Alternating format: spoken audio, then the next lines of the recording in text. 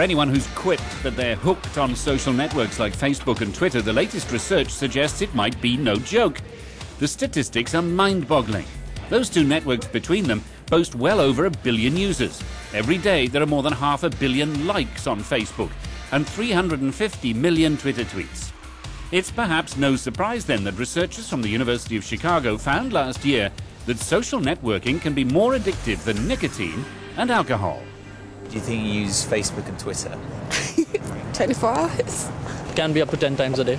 Yeah. Between 4 and 6? What would you say if I told you that meant you were addicted? That's awful.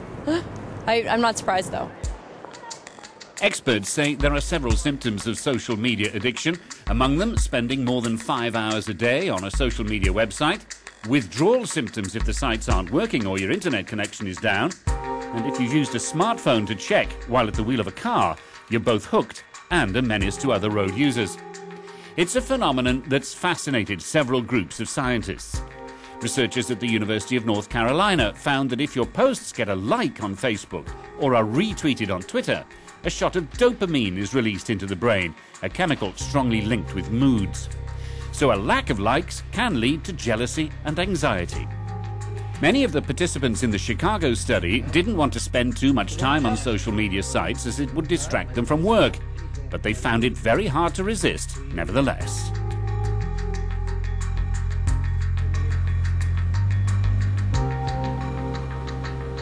Help, though, is at hand. At least it is if you live in northwest London.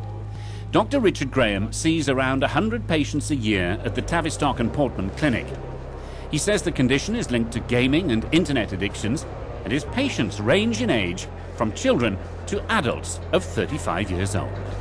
They start to miss or avoid doing the necessary things in life, even at a fundamental level of self-care, where they delay eating or avoid eating and drinking, delay sleep, miss meetings or delay getting into work or college. He says teenage girls are the most susceptible to addiction because of pressure from their peers and the need to be seen online. Treatment begins with complete abstinence and a timetable of organised activities.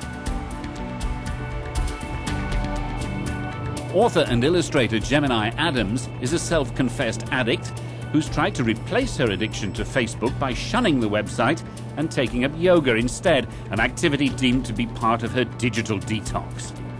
She won't use Facebook now for more than half an hour at a time, and once a week she'll go 24 hours straight without the internet altogether. I work from home as a writer and someone who does a lot of research. I found that it was on permanently, and so I might write for 20 minutes and then I would go on Facebook for a moment just to check a few things. But I think what's dangerous about it is that you do go on for 2 seconds just to check a feed or you've seen something funny, and yet somehow you're still sitting there 30 minutes later and half an hour of your time has just disappeared. The temptation to check the social media became an overwhelming part of her everyday life. That little sensation would come up that would be, oh, I'll just see if anybody's commented on that thing I wrote this morning. And I used to be a smoker, and it's very similar, that sort of sensation of needing to have something, needing to go and do something. And don't forget, those who think they might be suffering from social media addiction can join a discussion on the Euronews Twitter and Facebook pages.